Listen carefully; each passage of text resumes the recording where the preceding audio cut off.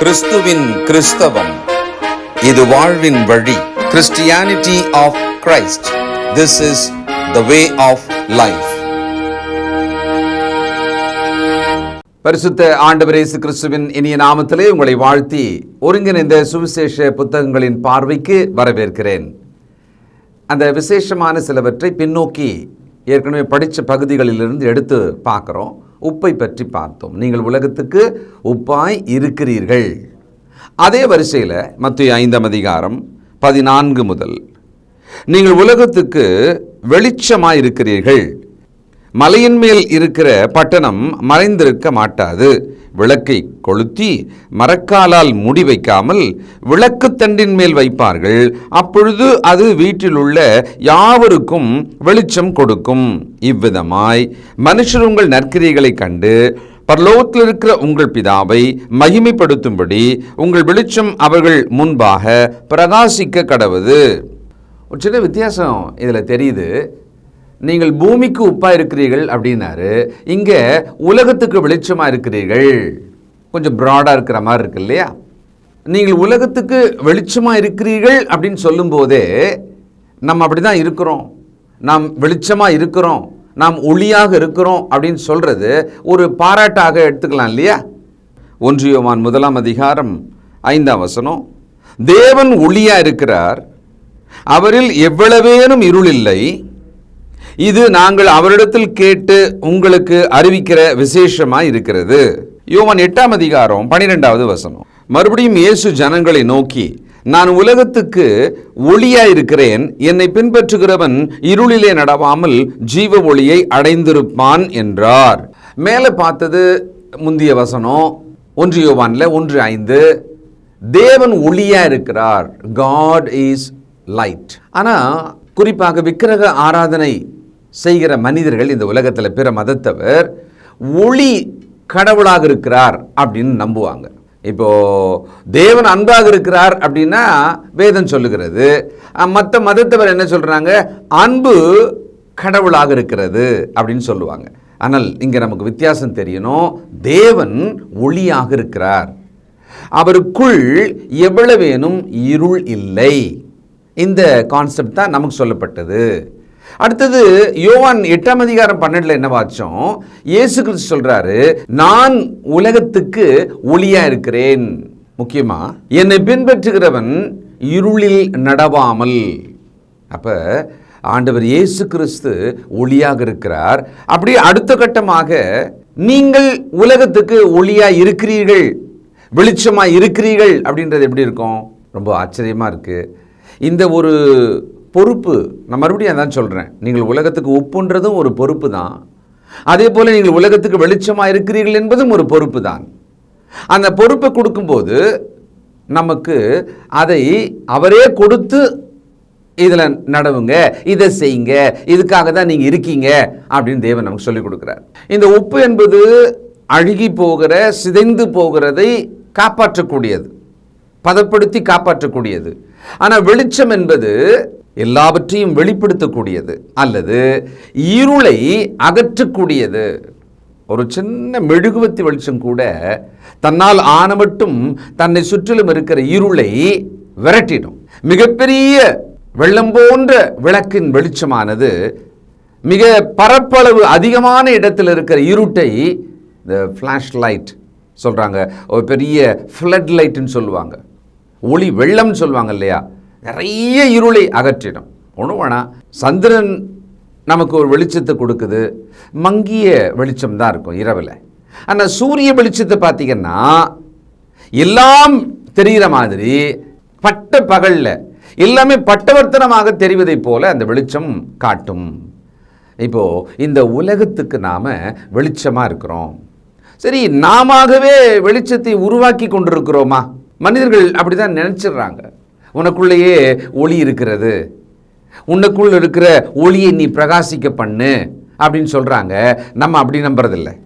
ஆண்டவராகிய இயேசுவின் ஒளி எனக்கு கொடுக்கப்படுகிறது. அந்த ஒளியை பெற்றுக்கொண்ட நான் அந்த ஒளியை வீசுகிறேன், அந்த வெளிச்சத்தை வீசுகிறேன். இதுதான் நமக்கு சொல்லப்பட்ட சத்தியம். இதை நாம் புரிஞ்சுக்கணும். நம் பொறுப்பை நாம் கண்ணியமாக இந்த உலகத்தில் கொஞ்ச காலம் நிறைவேற்றி வாழணும். இந்த உலகமானது இருளில் இருக்கிறதுன்றார் ஆண்டவர். அந்த இருள் என்பது என்ன? ரெண்டு விதமாக நம்ம பார்க்கலாம். பிசாசின் ஆளுகை, சாத்தானோட ஆளுகையாகிய இருள், அந்த இருளின் ராஜ்யம் கொலோசியர் 1:13 வாசிக்கலாம். அந்தகார இருளின் ராஜ்யம். அடுத்தது, அந்த இருளின் ராஜ்யத்தில் மனிதனை ஆட்டி படைத்து இருளுக்குள்ளவே வச்சிருக்கிறது என்னதுன்னா பாவம். பாவ இருள் மனிதனை மூடிக்கொண்டிருக்கிறது. இந்த இடத்துல ஒரு கிறிஸ்தவன் அவர்களை ஒளியூட்ட வேண்டும். எரியாத ஒரு விளக்கை எரிந்து கொண்டிருக்கிற ஒரு சின்ன மெழுகுவத்தி போயிட்டு எரிய வச்சலாம், ஒளி ஊட்டலாம். அதுபோல வேலையை நாம செய்யணுமா? அப்ப நாம் இந்த உலகத்தில் வாழுகிற நோக்கம் என்ன? சில நேரங்களில் வாழ்க்கையோட நோக்கம் என்ன எனக்கு தெரியவே இல்லை, அதை நான் தேடிக்கிட்டே இருக்கேன் அப்படின்னு சொல்றாங்கல்ல. ரொம்பலாம் தேட வேணாம். நீங்க இப்படி இருக்கீங்க, இதை பண்ணுங்கன்னு தேவன் எதெல்லாம் சொன்னாரோ அதை நாம செய்வதுதான் வாழ்வின் நோக்கம். கிறிஸ்தவர்கள் உலகத்துக்கு உப்பாக, சாரமுள்ள உப்பாக, பிரயோஜனமாக இருக்கணும். கிறிஸ்தவர்கள் வெளிச்சமாக, பிறரை வெளிச்சத்துக்குள்ளே கொண்டு வருகிற, வெளிச்சமாக்குகிற, இருளை விரட்டுகிற அந்த பொறுப்பை நிறைவேற்றணும். இதுதான் நம்முடைய வாழ்வின் நோக்கம். தேவ சித்தமே நம் வாழ்வின் நோக்கமாக கொண்டால் அந்த வாழ்வின் நோக்கத்தை தேடுவதற்கு 100,000 புத்தகங்களை படிக்க தேவையில்லை, உலக ஞானிகளிடம் போக தேவையில்லை. இந்த வேத புத்தகம் நமக்கு ரொம்ப தெளிவாக சொல்றது, நீங்க இப்படி இருக்கீங்க, உங்களுக்குள்ள இது இருக்கிறது, இதை நீங்கள் இப்படி கொடுங்க, இதை நீங்க கொடுத்து வாழ்ந்துகிட்டே இருங்க. இந்த உலகத்தில் தேவ வசனத்தினால் ஒளியூட்டப்படாத ஒரு அறிவு, புத்தி கூர்மை இருந்ததுன்னு சொன்னா அது புத்தி கூர்மையே கிடையாது, அது அறிவே கிடையாது. ஏற்கனவே சொன்ன மாதிரி டெல்லியில் ஒரு வெடிப்பு சம்பவம், கார் வெடித்தது. அதுக்கு பலர் மூளையாக செயல்பட்டிருக்காங்க. அதில் மிக முக்கியமான மருத்துவர்கள் 5 ஆண்டு காலம் படித்து 7 ஆண்டு காலம் அதில் பேராசிரியராக இருக்கிற ஒருவர் அதுக்கு பின்னால் மூளையாக செயல்பட்டிருக்காராம். அவருக்கு 5 லட்சம் சம்பளமா. ஆனால் அவர் இந்த அழிவு வேலை செய்வதற்காக தன்னுடைய புத்தி கூர்மையை பயன்படுத்தி கொண்டிருக்கிறார். ஆனால் பார்த்தீங்கன்னா இயேசு கிறிஸ்துவினுடைய வார்த்தை, அவருடைய வசனத்தின் வெளிச்சம் ஒருவருக்குள் இருக்குமானால் இந்த இருளின் அந்தகார கிரியைகளை அவர் செய்ய மாட்டார். கிறிஸ்தவர்களாகிய நாம் என்ன செய்து கொண்டிருக்கிறோம்? நாம் இந்த ஒளியூட்டும் வேலையை செய்யலைன்னு வச்சுக்கோங்களேன், இருளுக்குள் அடைத்து வைக்கும் வேலையை சாத்தான் செய்வான். ஒரு சன்மார்க்கனாக நன்மை ஒருவன் செய்யாவிட்டால் துன்மார்க்கன் அங்கே அந்த இடத்துல அந்த காலத்துல தீமை அவன் செய்து கொண்டிருப்பான். 1 கொரிந்தியர் 4:5 ஆனதால் கர்த்தர் வருமளவும் நீங்கள் காலத்துக்கு முன்னே யாதொன்றையும் குறித்து தீர்ப்பு சொல்லாதிருங்கள்.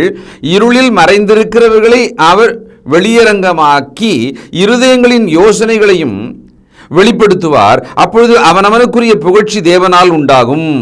ஒரு வெளிச்சம் என்ன செய்யும் அப்படின்னா, இருள் மீது அந்த வெளிச்சம் வீசின உடனே அந்த இருளுக்குள் ஏற்கனவே என்னெல்லாம் இருந்ததோ அதை வெளிப்படுத்திடும். It will expose what were inside the darkness. என்ன இருந்ததோ இருளுக்குள்ள மறைக்கப்பட்ட ரகசிய ஏதோ ஒன்று, அதை வெளிச்சம் போட்ட உடனே அது என்னன்னு தெரிஞ்சிடும். அது மாதிரி தான் நம்முடைய இருதயம் பாவ இருளுக்குள்ளே, அந்தகார இருளுக்குள்ளே, மிகவும் கனமான இருளுக்குள்ளே இருக்கும்போது ஆண்டவராகிய இயேசுவின் வசனத்தின் வெளிச்சம் உள்ள வந்தவுடனே அந்த பாவங்கள் எல்லாம், இது மகாபெரிய பாவம், தேவனுக்கு விரோதமான குற்றம் என்று வெளிப்பட்ட உடனே தான் நாம் மனம் திரும்புதலுக்கு வருகிறோம்.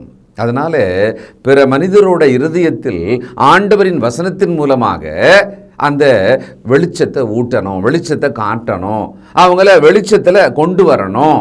அப்போ நான் வெளிச்சத்தில் நடக்கிற ஆளாக இருந்து இருளில் இருக்கிறவர்களை அப்படி இழுத்து இந்த வெளிச்சத்தின் பாதையில் கொண்டு வர்ற வேலையை நான் செய்யணும். இதுதான் கிறிஸ்தவங்களோட வாழ்க்கையின் நோக்கம், இதுதான் கிறிஸ்தவ வாழ்க்கை. தினமும் நான் இதை தான் செய்யணும். இதை செய்து கொண்டிருக்கிறோமா? நம்முடைய பேச்சு, நம்முடைய நோக்கம், நம்முடைய முயற்சிகள், நம்முடைய செயல்பாடுகள் வெளிச்சத்துக்குரியதாக இருக்கிறதா? யோவான் 3:19 ஒளியானது உலகத்திலே வந்திருந்து மனுஷருடைய கிரியைகள் பொல்லாதவைகளாக இருக்கிறபடியினால் அவர்கள் ஒளியை பார்க்கலும் இருளை விரும்புகிறதே அந்த ஆக்கினை தீர்ப்புக்கு காரணமாக இருக்கிறது. ரொம்ப ஆச்சரியமான அதிர்ச்சியான ஒரு விஷயம் இது. தரித்திரத்தை விரும்புவோமா? விரும்ப மாட்டோம். வியாதியை விரும்புவோமா? விரும்ப மாட்டோம். தண்டனையை விரும்புவோமா? விரும்ப மாட்டோம். ஆனால் இங்கே பாருங்களேன், ஒளியை அல்ல இருளை விரும்புகிறான். அவன் இருளை விரும்புகிறான், அந்தரங்கத்தை விரும்புகிறான், மறைவாக பாவம் செய்வதை விரும்புகிறான். பொதுவாக உலகத்தின் குற்றங்களை நாம் வகுத்து பார்த்தால் இருளில் நடப்பதே, இருளில் திட்டமிடப்படுவதே, இருளில் நிறைவேறுவதே அதிகமாக இருக்கும். இருள்னா வெறும் இரவு மட்டும் அல்ல. அவன் எந்த ஒரு இருட்டையும் அவன் பாவம் செய்வதற்காக, தீமை செய்வதற்காக மனுஷன் பயன்படுத்தி கொள்ளுகிறான். அப்ப இருளை விரும்புகிறான். இருள் இருக்கும் இடத்துல பலவிதமான தீமைகள், தேவையில்லாதவைகள் எல்லாம் உள்ள வந்துடும். ஒன்று வேணால் நம்ம ஏரியாவில் ஏதாவது ஒரு வீடு ஒரு 10 வருஷம் பூட்டியே கிடக்குன்னு வச்சுக்கோங்களேன். அதை யாராவது ஒருத்தர் வாங்கிட்டு அதை திறக்க போகிறாங்கன்னா, அப்படி திறந்த உடனே என்ன ஆகும்? அந்த கதவு திறக்கும் போதே உள்ள கண்டிப்பாக இருள் இருக்குமா இல்லையா? ஒட்டடையிலிருந்து பூச்சிகள் மற்றும் பலவிதமான அசுத்தங்கள் அந்த வீட்டுக்குள்ளே கண்டிப்பாக இருக்கும். ஏன்? அந்த வீட்டுக்குள்ளே முழுவதும் இருள் இருந்தது. அந்த இருளுக்குள்ளே பலவிதமான அசுத்தமும் தீமையும் அட்ராக்ட் ஆகி அதுவே உள்ள வந்து இருந்துரும். Darkness attracts evil. ஒளி அந்த இடத்துல வீசிக்கொண்டிருக்கும் பொழுது இருள் விலகி போயிடும். அந்த இருளோடு சேர்த்து தீமையும் பாவமும் விலகி போயிடும். அதனால தான் ஆண்டவர் சொல்றாரு, நான் உலகத்துக்கு ஒளியா இருக்கிறேன். இந்த ஒளியிலே இருக்கிறவன், வெளிச்சத்தில் இருக்கிறவன், அவன் இருளில் நடவான், அவனில் எவ்வளவேனும் இருளில்லை அப்படின்ற இடத்துக்கு தான் நம்மளை அவர் கொண்டு போக விரும்புகிறார். கிறிஸ்துக்குள்ள இருக்கிற நாம நம்முடைய கிறிஸ்துவ வாழ்க்கையை எப்படி பார்க்குறோம்? இந்த வாழ்க்கையோட மேன்மையை எப்படி பார்க்குறோம்? நாம் சாதாரணமானவர்கள் அல்ல, நாம் மேன்மையானவர்கள் அப்படின்னு நாம் படிக்கிறோம் இல்லையா? இந்த வெளிச்சமாக இருக்கிறீங்க, நீங்கள் உலகத்துக்கு ஒளியாக இருக்கிறீங்க அப்படின்றது எவ்வளோ பெரிய ஒரு மேன்மையான ஒரு நிலைமை பார்த்தீங்களா? தேவன் ஒளியாக இருக்கிறார், கிறிஸ்து ஒளியாக இருக்கிறார், கிறிஸ்தவன் ஒளியாக இருக்கிறான். அந்த வரிசையை பாருங்களேன்.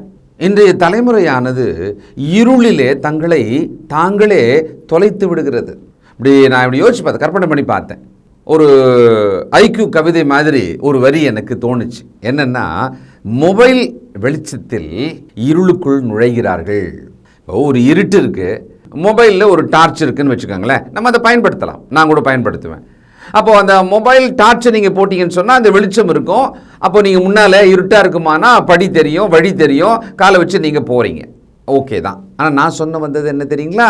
மொபைல் பார்த்துக்கிட்டே இருக்கிறோம் இல்லை, அதுக்குள் வெளிச்சம் இருக்குல்ல, அந்த திரைக்கு ஒரு வெளிச்சம் இருக்குல்ல, அந்த வெளிச்சம் உங்கள் கண்கள் வழியாக இருதயத்துக்குள்ளே போகிறது.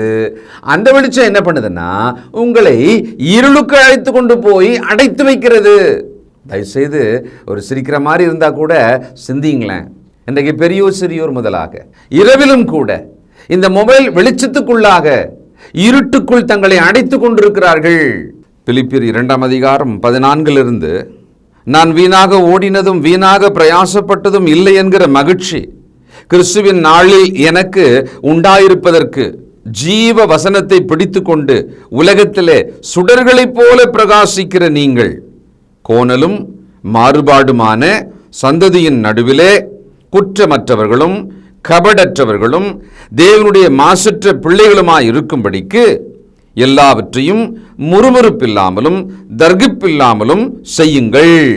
ஒரு கிறிஸ்தவர்கள் இந்த பூமியிலே எப்படி தங்கள் வாழ்க்கையை வாழணும் அப்படின்னா சுடர்களைப் போல பிரகாசிக்கிறவர்களாக வாழணும். நாம் ஒவ்வொருவருமே ஒரு சுடராக இருக்கணுமா.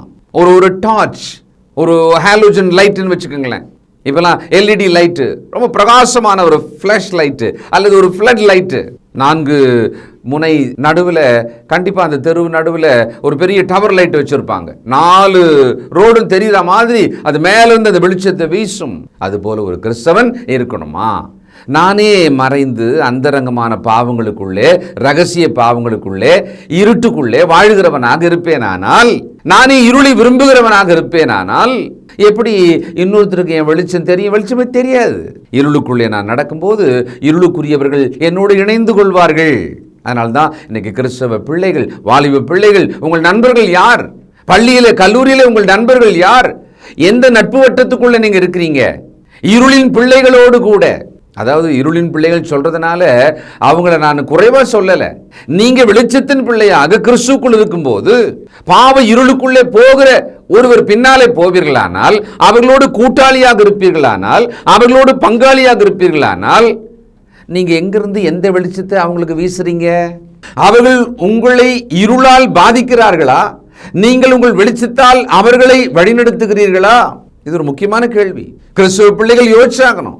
5ஆம் அதிகாரம் மத்தேயு 14 அந்த 2வது பாகம் பாருங்களேன். மலையின் மேல் இருக்கிற பட்டணம் மறைந்திருக்க மாட்டாது. நீங்க வெளிச்சமா இருக்கீங்க அப்படின்னு சொல்லும்போது அதை உதாரணத்துக்கு எப்படி சொல்றாருன்னா, ஒரு மலை மேல ஒரு பட்டணம் இருக்குன்னு சொன்னா கீழே இருந்து பார்த்தா மேல ஒரு பட்டணம் இருக்குன்னு தெரிஞ்சிடும். அது மலை மேல இருக்கு. அடுத்தது இன்னொரு உதாரணம் சொல்றாரு.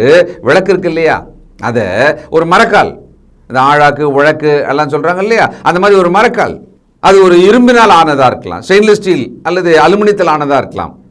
அந்த விளக்கை அப்படியே மரக்கால் போட்டு அப்படியே மூடிட்டீங்கன்னு வச்சுக்கோங்களேன், கொஞ்ச நேரத்தில் அது அணைஞ்சிடும். வேற விஷயம், வெளிச்சம் வீசவே வீசாது, பயன்படாது. அதுக்கு பதிலாக விளக்கு தண்டின் மேல அதை வைப்போம், அப்பொழுது வீட்டில் உள்ள யாவருக்கும் அது வெளிச்சம் கொடுக்கும். அதுபோல 16 மனுஷர் உங்கள் நற்கிரியைகளை கண்டு பரலோகத்தில் இருக்கிற உங்கள் பிதாவை மகிமைப்படுத்தும்படி உங்கள் வெளிச்சம் அவர்கள் முன்பாக பிரகாசிக்க கடவுது. ஜெபம் பண்ணும்போது தனி அறையில் போய் மனுஷர் காணணும்லாம் தம்பட்டை அடிக்காதீங்க. தர்மம் பண்ணும்போது நீங்கள் கூவி கூவி எக்காலம் ஊதாதீங்க. உபவாசமாக இருக்கும் பொழுது அப்போ இப்படியெல்லாம் பார்த்தோமா இல்லையா? இந்த இடத்துல மனுஷர் காண வேண்டும் என்றாரு, மனுஷர் காணும்படி அதெல்லாம் பண்ணாதீங்கன்னாரு. இப்போ ஏற்கனவே சொல்லியிருக்கேன், நோக்கம் என்ன, நம்முடைய நோக்கம் என்ன, நம்முடைய எண்ணமும் நம்முடைய நோக்கமும் தான் அங்கே முக்கியமாக இருக்கிறது. ஒரு கொலைன்னா கூட மோட்டிவ் என்ன அப்படின்னு பார்ப்பாங்க.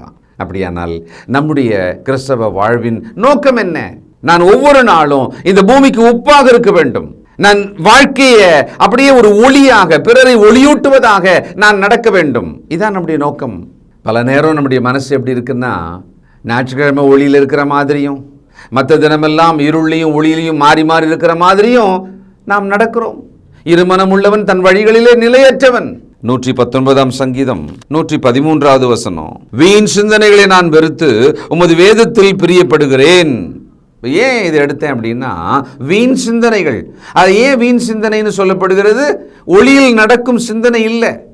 நீங்கள் வெளிச்சத்தின் பிள்ளைகளாக நடந்து கொள்ளுங்கள் என்று வசனம் சொல்லுது. அப்படி நடக்கிறது இல்லை. இருளின் பிள்ளைகளாக அந்தகார இருளுக்குள்ளே நடக்கிறதை போலவே ஞானசாந்தத்துக்கு முன்னால் எப்படி நடந்தோமோ அதே மாதிரி இன்னும் அதை விட ஒஸ்ட்டாக நடந்தால் எப்படி இருக்கும்? நாம் வெளிச்சத்தை வீசலை, நாம் பிறருக்கு வெளிச்சத்தை வீசலை. நம்முடைய நற்கிரியைகள் எதை பார்த்து நம்மை பாராட்டுவார்கள்? நம் நற்கிரியைகள் எதை பார்த்து இதோ கிறிஸ்தவ பிள்ளை, இது கிறிஸ்தவ பையன் அப்படின்னு எதை பார்ப்பார்கள்? பார்க்கறதுக்காக மட்டுமே நடந்தா மாய்மாலம். ஆனால் நம்முடைய கிரியைகள், நம்முடைய நற்கிரியைகள் பார்க்கப்பட வேண்டும். நம்முடைய கிரியைகளை ஜனங்க பார்ப்பாங்க. 105வது வசனம் ரொம்ப பிரபலமான வசனம், உம்முடைய வசனம் என் கால்களுக்கு தீபமும் என் பாதைக்கு வெளிச்சமாயிருக்கிறது. கர்த்தருடைய வசனம் தான் சோர்ஸ் ஆஃப் லைட், ஒளியின் மூலம், ஒளிக்கான காரணம், ஒளியோட வழி எதுன்னு சொன்னா கர்த்தருடைய வசனம் தான். அதனால ஒரே விஷயம்தான், கர்த்தருடைய வசனத்தை நேசித்து அதை வாசிப்போம், அதை அதிகமாக வாசிப்போம். இன்றைக்கு திரைகளுக்கு முன்னால் இருந்து அதை பார்த்து கொண்டிருக்கிற நேரம் அதிகமாக போச்சு. அது வழியாக அன்றாட வாழ்க்கையின் சில வேலைகளை செய்கிறோம் என்பது உண்மைதான். சிலரோட தொழில் அதுவாக கூட இருக்கலாம், வேலை அதுவாக கூட இருக்கலாம். ஆனால் ஜாகிரதையாக இருக்கணும். அதை காரணம் காட்டி நான் அந்த வெளிச்சத்துக்குள்ளே இருளில் போயிடக்கூடாது. அது ஒரு வெளிச்சம் காண்பிக்குது எனக்கு திரையில், ஆனால் அந்த வெளிச்சத்தில் நான் இருளுக்குள்ளே போகிறேனா, இருளின் பாவ வழிகளை கற்றுக்கொண்டு போகிறேனா, அந்தகார கிரியைகளுக்குள்ளே போகிறேனா என்பதை நான் சிந்திக்கணும். இந்த பகுத்தறிவு நமக்கு தேவைப்படுகிறது. அதை ஆண்டவர் நமக்கு எடுத்து காட்டுகிறார். நமக்கான பொறுப்பு நாம் பூமிக்கு உப்பாக இருக்க வேண்டும். நமக்கான பொறுப்பு நாம் இந்த உலகத்துக்கு வெளிச்சமாக இருக்கிறோம். ஜெபம் செய்வோம். இரக்கமுள்ள பிதாவே, பரிசுத்தர் பரிசுத்தரே, எளிமையான சத்தியம் எங்களால் புரிந்து கொள்ள முடிகிறது. ஆனால் வாழ்வதிலே நாங்கள் கஷ்டப்படுகிறோம், தவறுகிறோம். எங்களை மன்னியப்பா. இது எங்கள் வாழ்க்கை என்றும் இது எங்கள் பொறுப்பென்றும் நாங்கள் இப்பொழுது எச்சரிக்கையாக சொல்லப்பட்டிருக்கிறோம்.